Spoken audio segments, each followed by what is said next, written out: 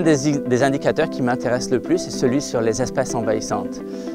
Dans les milieux aquatiques, on rencontre de nombreuses espèces envahissantes et malheureusement, dans les dernières 50 ou 60 ans, on a vu vraiment une grande augmentation dans le nombre d'espèces. C'est le cas dans pratiquement toutes les eaux douces au Canada et c'est certainement le cas dans la rivière des Outaouais. Les espèces envahissantes sont des espèces qui ne devraient pas être présentes. Elles sont arrivées en général parce que les humains les ont introduites et elles ont un impact important sur le fonctionnement de l'écosystème. Alors il est très important de pouvoir détecter les espèces envahissantes et quand on les a détectées, il est très important de comprendre leur écologie pour déterminer les impacts qu'elles vont avoir.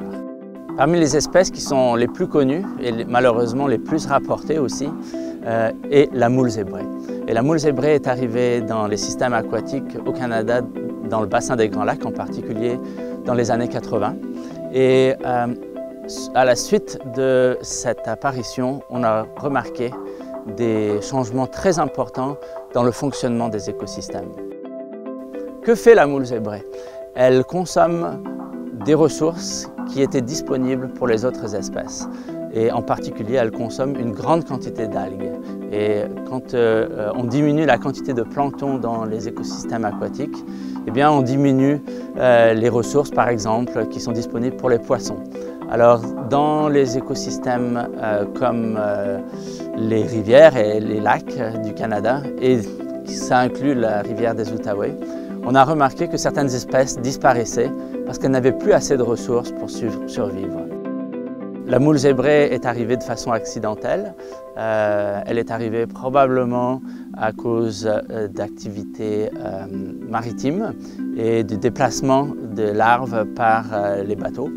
Et elle a eu vraiment un grand succès dans l'ensemble des écosystèmes où elle est arrivée parce qu'elle est très bien adaptée pour vivre dans des conditions variables.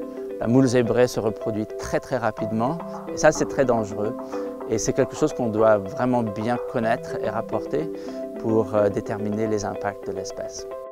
Ça conduit à d'autres aspects qui sont au-delà de notre rapport sur la santé de la rivière, qui est de déterminer quelle politique, par exemple, quelle loi devrait être mise en place pour éviter l'arrivée de nouvelles espèces. Et quand une espèce est là, on peut effectivement chercher des méthodes pour réduire ou supprimer cette espèce. Mais généralement, l'histoire nous le montre bien, quand une espèce est arrivée, elle est là pour s'installer pour un bon moment.